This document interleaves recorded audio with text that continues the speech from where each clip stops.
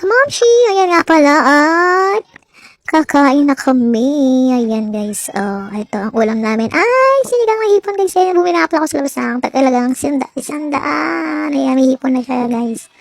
Siyempre gusto kong kumain ng sinigang. Ayan nga guys. Ayan ang mga anak ko guys. Ayan.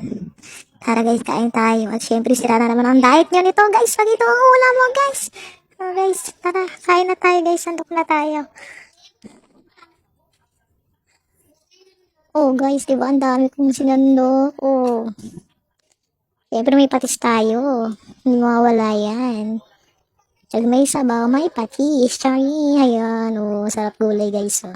Ayan ang budget meal lang to guys. Ayan. Kangkong lang at okra ang aking inilagay. Ayan talaga isandok na tayo para makakain na tayo guys. Kulog na tayo eh. Lalo na may pilit pa ang sabaw at ang kanin. Ayan. Ayusin natin guys, nakaharang. Para kita-kita nyo ang aking kain, charis. Tara guys, kain na tayo.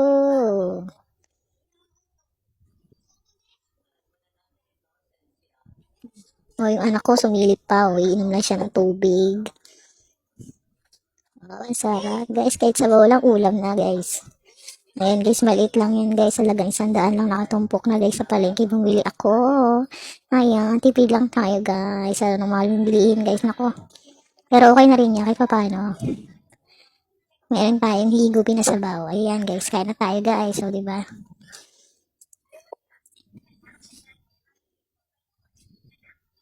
Ayan, may okra guys. Ang sarap nito guys. Okra, favorite ko to. Natako ang Momshi Charis. Ayan, nakikita niyo mga pagnguya. Bala kayo dyan, Charis. So, sarap kaya kumain dito guys. Sarap ng timpla ko. Ayan guys.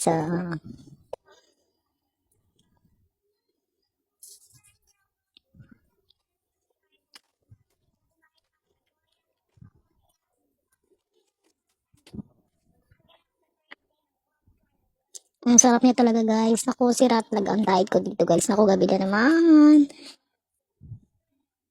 Tara guys, kain na rin kayo guys.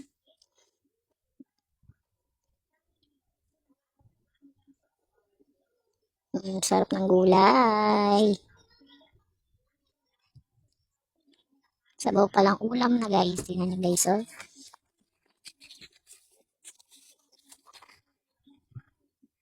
Oh, sabaw. Sarap. Ikot tayo guys. Ang init-it pa guys.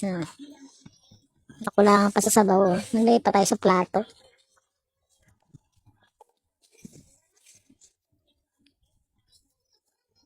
Yummy talaga guys.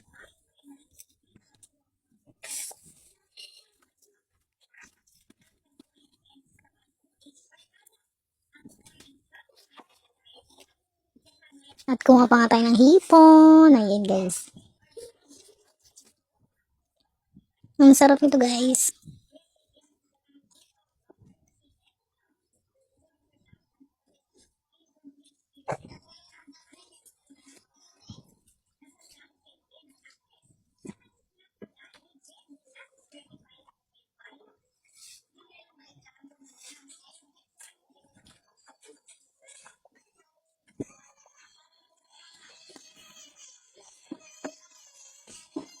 At ayan na nga guys. Ubus na. Thanks for watching everyone.